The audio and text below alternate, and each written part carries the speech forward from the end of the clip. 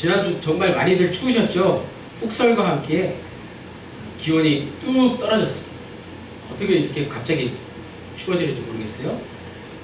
그런데 날씨가 추워지면 이상하게 뭐 별로 급한 것도 없는데 마음이 왜 이렇게 분주하고 뭐 불안해지는지 모르겠어요.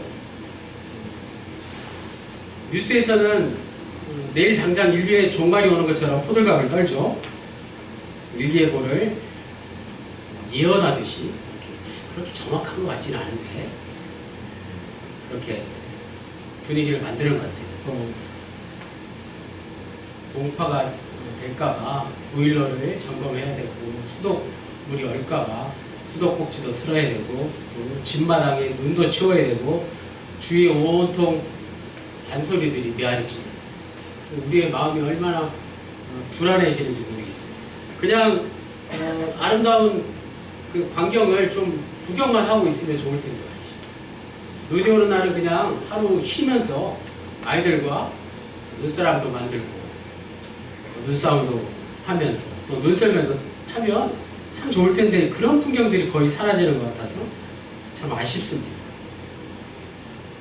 크고 화려한 것, 또 강한 것에 온통 정신을 빼앗겨버린 우리의 마음이 갈수록 얕아지고 거칠어져 가는 건 아닌지 생각해 볼 수 있어요. 우리가 단 하루만이라도 좀 여유롭고 넉넉한 마음을 가지고 좀 낭만적으로 생명 충만 있는 삶을 살면 얼마나 좋겠습니까? 그런 삶을 사는 게 너무 힘든 세상이 되어버렸어요. 늘 그래왔듯이 그냥 앞만 보고 또 남의 눈치를 보고 남보다 더 앞서 나가려는 그런 마음으로 버둥거리면서 사는 게 아닌가 생각해봅니다. 그러면 그럴수록 인간의 꾀는 점점 더 늘고 고집은 세지고 오만해질 수 있다는 거죠. 그래서 이 추운 계절에 마음이 분주해지는 이 연말 연시에 아기 예수님의 성탄을 맞이하는 것 같습니다.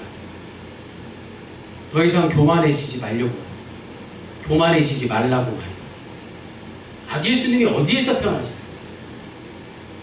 어둡고 초라한 외양간, 사람들의 눈길이 닿지 않는 곳에서 태어나셨죠. 누구와 함께 태어나셨나요? 하루하루 먹고 일하고 자고 배설하는 순박한 짐승들 사이에서 아기 예수님이 태어나셨다는 사실입니다. 사람들에게 학대받고 사람들의 밥이 되기도 하는 짐승들의 그 누추한 밥통에 함께 누우셔서 짐승들의 벗이 되시고 스스로 짐승 같은 이들의 먹잇감이 되셨다는 사실입니다. 아기 예수의 성탄의 의미가 이런 것입니다. 아무 말도 없으신 아기 예수님은 영원한 생명의 말씀이 되셨습니다. 죄와 죽음을 이기시고 영원히 더불어 함께 사는 생명을 우리에게 주셨습니다. 아무 힘도 없으신 아기 예수님은 하늘나라의 영원한 왕이 되셨습니다. 벌거벗은 아기 예수님은 하나님의 참된 형상이시고 오늘 우리 마음속에 그저 아름답고 착한 마음, 그거 바로 아기 예수님의 마음 아닐까요? 자, 이제 성탄을 일주일 앞두고 여러분 어떻게 이 성탄을 맞이하시겠습니까? 아기 예수님의 탄생을 분명히 기억하면서 고대인들의 마음으로 한 주간을 보낼 수 있기를 원합니다. 그 마음을 가지고 오늘 본문 속으로 들어가 보겠습니다. 오늘 말씀 제목 임마누엘은 우리가 너무나도 잘 아는 말씀이죠. 문자적으로 히브리어 임마누는 우리와 함께라는 뜻이고 엘은 많이 들어보셨죠? 하나님의 뜻이죠. 그래서 하나님은 우리와 함께 하신다는 뜻입니다. 영어로 God with us. 하나님이 우리와 함께 하신다는 히브리 원어가 임마누엘이에요. 사람 이름이에요. 사람 이름으로 지은 겁니다. 오늘 보면 이사야 7장 14절에 임마누엘이라는 단어가 가장 먼저 나오죠. 그리고 8장 8절에도 나옵니다.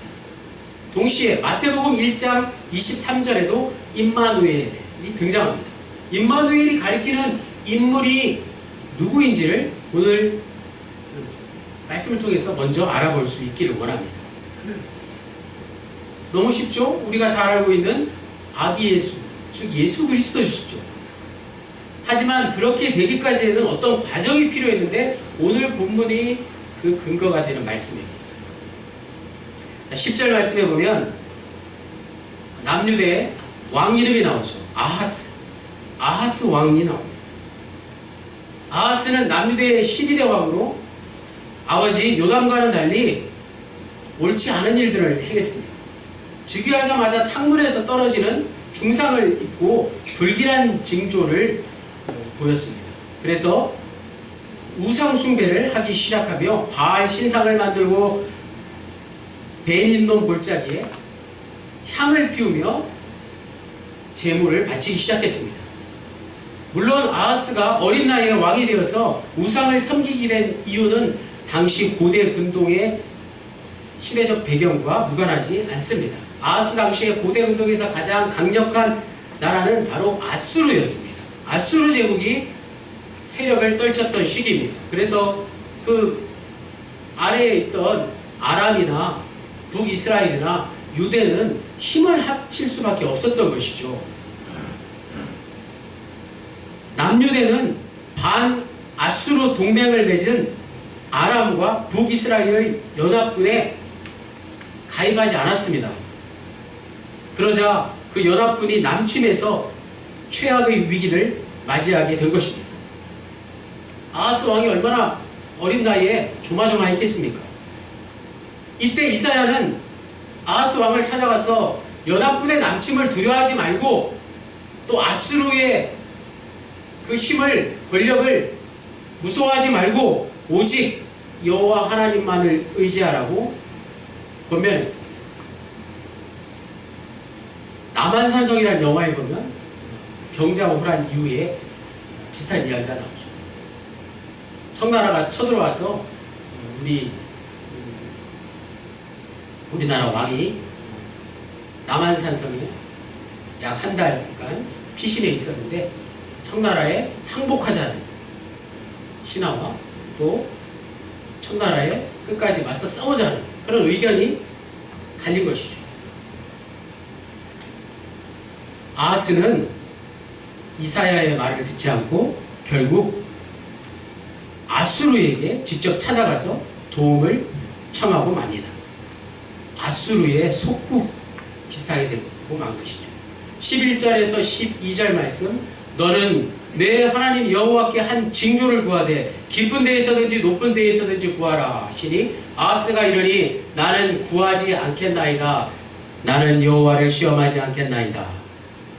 여호와를 시험하지 않겠다는 아하스의 태도는 굉장히 좋은 태도이죠. 그러나 그 앞에 나오는 말씀이 먼저였습니다. 하나님께서 징조를 구하라고 했는데 그 말씀에 불순종한 것이 아하스의 잘못이었던 것이죠. 이사야 선지자는 아하스에게 임마누엘의 탄생을 예고합니다. 즉 처녀에게 태어날 한 왕을 통해서 이제 저 아수르 제국이 패배할 것이라고 예언한 것입니다. 그러나 아하스는 이사야의 예언을 듣지 않고 결국 아수르에게 조공을 바치며 아수르의 종교를 받아들여서 예루살렘 성전에 산당이 꾸려지는 비극이 발생하고 말았습니다. 13절에 이사야가 이르되 다윗의 집이여 원하건대 들을지어다. 너희가 사람을 괴롭히고 그것을 작은 일로 여겨 또 나의 하나님을 괴롭히려 하느냐. 남유대의 정통성은 바로 다윗의 집, 다윗 왕조에 있습니다. 아하스도 물론 다윗의 후손이죠. 이사야가 아하스에게 다윗의 집이여 라는 말로 남유대의 정통성을 상기시키고 있습니다. 남유대에게 정통성을 부정하는, 남유대의 정통성을 부정하는 아하스의 불신앙을 꾸짖은 것입니다. 아하스의 불신앙은 예언자뿐만 아니라 하나님을 지치게 하는 행위였기 때문입니다. 더 나아가서 아하스의 불신앙은 오늘 이 시대의 불신앙일 수도 있습니다. 오늘 이 시대에 가족 중에 신앙이 없는 구성원들이 점점 늘고 있는 그런 시대가 되어버렸습니다. 결혼을 해도 그렇고 자녀를 낳아도 그렇습니다. 오늘 이 말씀이 우리에게 얼마나 큰 경고의 말씀인지 모릅니다. 인간의 불신앙이 늘어만 가는 것만, 이사야와 같은 예언자뿐만 아니라 하나님의 인내를 과도하게 일으키는 일이라는 것입니다. 예언자뿐만 아니라 하나님을 괴롭게 하는 일이라는 사실을 오늘 이 시대를 살고 있는 우리가 분명히 기억해야 할 것입니다. 14절 말씀, 그러므로 주께서 친히 징조를 너희에게 주실 것이라. 보라, 처녀가 잉태하여 아들을 낳을 것이요 그의 이름을 임마누엘이라 하리라. 14절 말씀에서 친이라는 단어가 중요합니다. 아하스의 불신앙에도 불구하고 하나님은 친히 징조를 보여주시겠다고 이사야를 통해서 아하스에게 말씀해 주셨습니다. 여기서 친히는 그럼에도 불구하고 라는 뜻이죠. 이사야는 아하스가 불순종했음에도 불구하고 하나님께서 하나의 징조를 주심으로 다윗의 집과 함께 하시겠다는 다윗 가문의 언약을 다시 한번 말씀해 주고 있습니다. 자, 여기서 본문의 임마누엘이 구체적으로 가리키는 사람이 누구일까요? 앞서 말씀드린 대로 시대적 배경으로 볼 때 문맥상 임마누엘이 가리키는 인물은 먼저 아하스 뒤를 이을 한 왕, 누구죠? 아하스의 아들 히스기야의 탄생을 이사야가 예언한 것이 될 수 있습니다. 히스기야는 남유대 왕들 가운데 요시야와 함께 종교개혁을 실시한 유일한 왕입니다. 이사야의 권고에 따라 아수르의 멍에를 벗기 위해서 모든 우상들을 다 타파하고 대대적인 종교개혁을 실시했습니다. 이를 무시한 아수르의 사내립 군대가 유다를 침공해서 예루살렘까지 포위한 절체절명의 위기 상황에서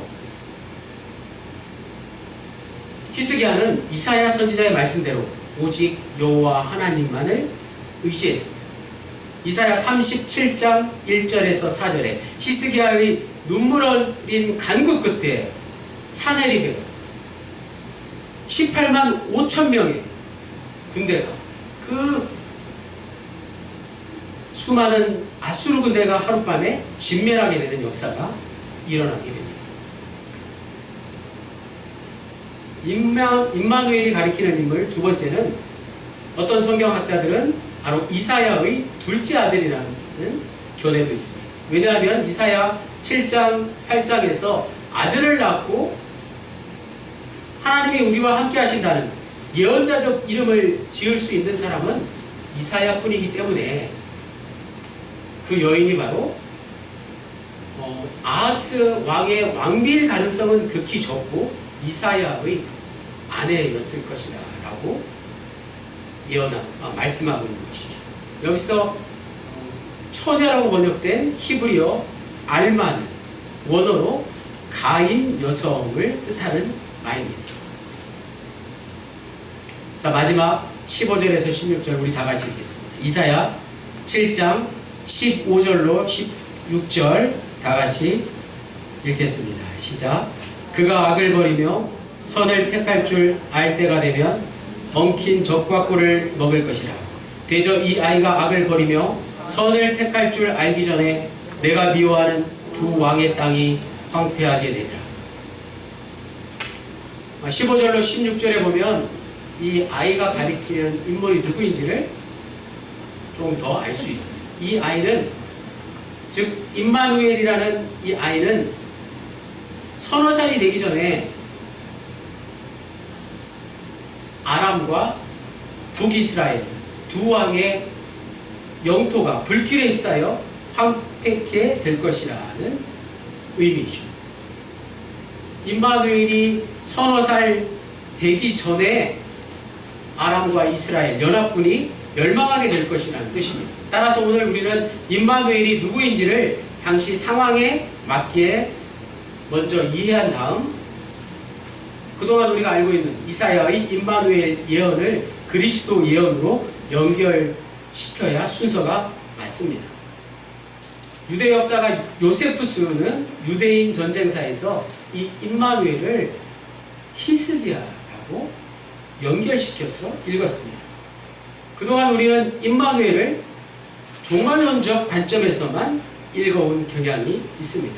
오늘 본문만을 문자적으로 놓고 볼 때 이 임마누엘의 예언 표적의 초점은 바로 막 태어난 한 아이가, 갓 태어난 아이가 서너 살이 되기 전에 유다를 침공한 아람과 북이스라엘이 멸망한다는 이사야의 예언입니다.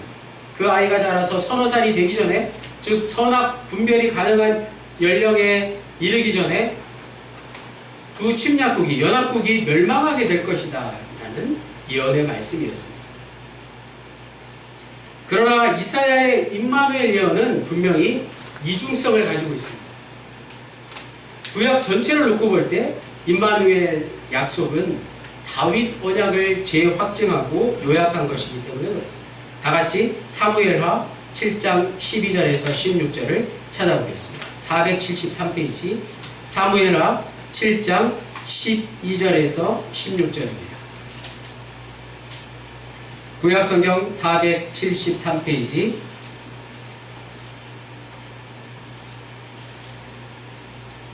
제가 읽겠습니다. 사무엘하 7장 12절에서 16절 다윗의 언약입니다. 내 수완이 차서 내 조상들과 함께 누울 때에 내가 내 몸에서 날 때 내 씨를 내 뒤에 세워 그의 나라를 견고하게 하리라. 그는 내 이름을 위하여 집을 건축할 것이요 나는 그의 나라 왕위를 영원히 견고하게 하리라. 나는 그에게 아버지가 되고 그는 내게 아들이 되리니 그가 만일 죄를 범하면 내 사람의 매와 인생의 채찍으로 징계하려니와 내가 내 앞에서 물러나게 한 사울에게서 내 은총을 뺏은 것처럼 그에게서 빼앗지는 아니하리라. 내 집과 내 나라가 내 앞에서 영원히 보존되고 내 왕위가 영원히 견고하리라 하셨다 하라. 아멘. 이것이 바로 다윗에게 주신 하나님의 언약의 말씀입니다. 이런 점에서 임마누엘이라는 이름은 다윗 언약이 계속된다는 것이죠. 다윗 언약의 유효성에 대한 하나님의 확증이자 이사야 선지자의 신앙 고백이 되는 것입니다. 다윗 언약이 유효하기에 하나님께서는 다윗의 뒤를 이을 후계자를, 한 아들을 다윗의 혈통에서 내실 것이 확실하다는 뜻입니다. 따라서 다윗의 아들의 계보인 아하스를 내리고 다른 계통의 이방인의 왕을 세우려는 아람과 북이스라엘의 연합군을 하나님께서 물리치시고 오로지 하나님께서 함께 하심으로 다윗의 후손이 계속 이어져 나갈 수 있게 되었다는 말씀이죠.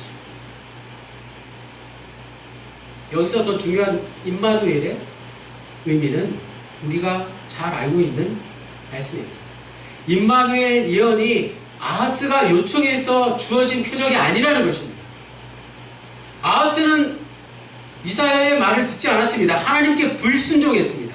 불순종으로, 불신앙으로 굳어져가는 아하스에게 책망과 위협의 위기 속에서 그에게 주어진 구원이 있었다는 것입니다. 아하스에게, 불신앙의 아하스에게도 구원이 주어졌다는 사실 말입니다. 아하스 왕 때의 불신앙은 히스기야 왕 때에 잠시 종교개혁 등을 통해서 신앙으로 변화되었습니다. 그러나 그것도 잠시 히스기야는 영토를 넓히고 군사력을 보강해서 두국 강병 정책을 강화해서 다시 강대국 대열에 올라서게 됩니다. 히스기야는 영토를 넓히고 군사력을 보강해서 강한 나라와 철동 같은 조약을 맺어서 남유대의 안전을 획득하려고 애를 썼습니다. 안타깝게도 히스기야 역시 말년에 하나님의 도우심과 구원에 대한 기대가 점점 약해져 버리고 만 것입니다.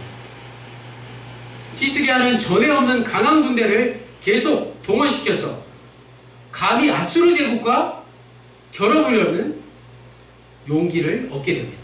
그러나 나라의 안전을 보장하기는커녕 나라가 결국 파국으로 치닫게 됩니다.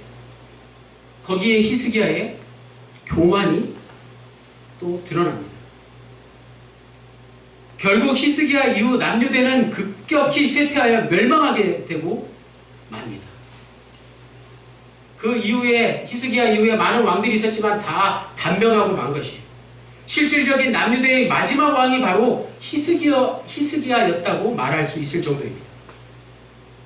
이처럼 이사야 7장 말씀은 아하스와 히스기야의 불신앙과 신앙 사건을 하나의 연결된 것으로 보고 있다는 사실입니다. 한마디로 국가 정책과 정치적 맥락에서 하나님을 믿는다는 것과 하나님을 믿지 않는다는 것의 분명한 차이를 우리에게 말씀해주고 있는 것입니다. 만일 다윗의 집이 하나님을 제대로 섬기지 못하면 유다는 결단코 서지 못하게 될 것이라는 게 말씀의 핵심입니다.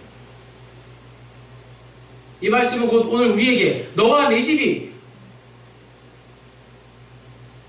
우리 집이 하나님을 제대로 섬기지 못하면 하나님의 구원은 심판이 될 수 있다는 경고의 메시지가 될 수 있는 것입니다. 이게 바로 임마누엘 신앙의 근간이 되는 것입니다. 임마누엘 하나님이 함께 하시면 우리에게는 더 이상 부족한 것도 없고 더 필요한 것도 없습니다. 그러나 히스기야처럼 인간은 또 교만해지기 시작합니다. 우리는 임마누엘 신앙으로 진정한 자유와 평화를 맛볼 수 있다는 사실을 분명히 붙들어야 합니다. 반대로 우리에게 임마누엘 신앙이 없다면 아무리 많은 것을 소유한다고 할지언정 참된 만족과 참된 평화는 불가능하다는 사실을 잊지 말아야 할 것입니다. 그러므로 임마누엘 신앙은 임마누엘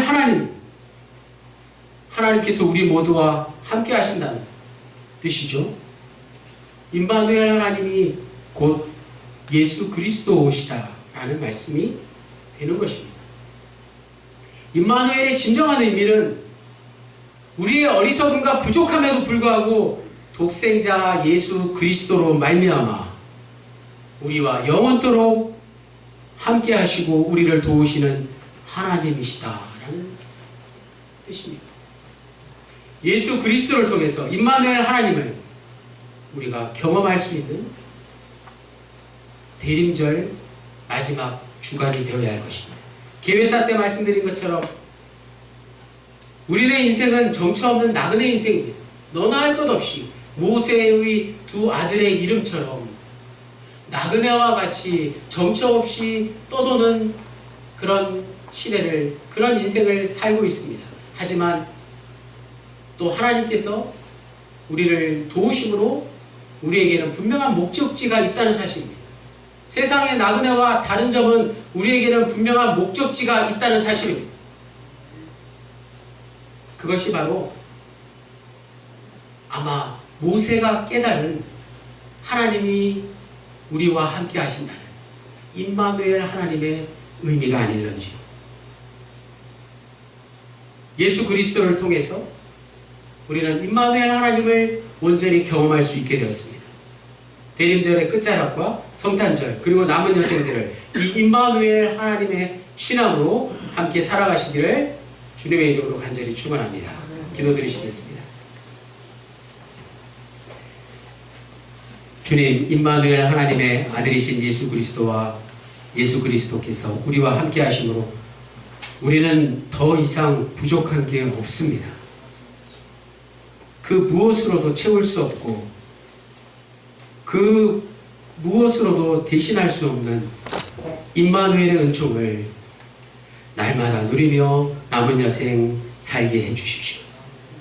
이사야를 통해 임마누엘의 징조를 허락하셨듯이 성탄을 앞둔 오늘 우리에게도 하나님이 우리와 함께 하시는 징조들을 많이 베풀어 주십시오. 동시에 성탄의 기쁜 소식이 우리네 인생 가장 큰 임마누엘의 은총이 되게 해주십시오. 임마누엘 하나님의 아들이신 예수 그리스도의 이름으로 기도드립니다. 아멘. 자, 사랑의 종소리 찬송 부르시면서 마치겠습니다. 다 함께 자리에서 일어나셔서 사랑의 종소리 찬송하시고 축도하시고 계시겠습니다.